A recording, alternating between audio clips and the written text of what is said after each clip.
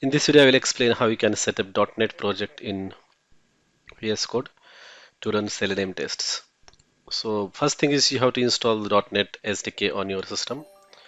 After that, go to vscode and then execute these commands. .NET new xunit. So basically, this is gonna create a project based upon the xunit. If you want to create a project based upon nunit, you can just replace xunit by nunit.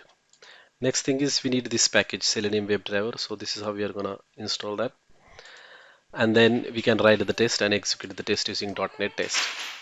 In VS Code, the solution file is not automatically created for you, so you might need to create a new solution using this command new sln-n my solution or whatever is the solution name you want to give.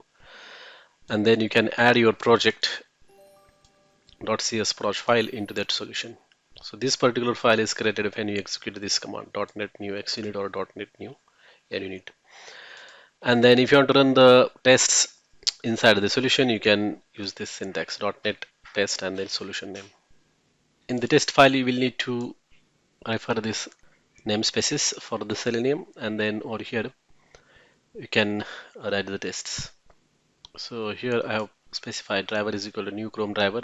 You don't need to specify the path of the driver because it automatically downloads it for you.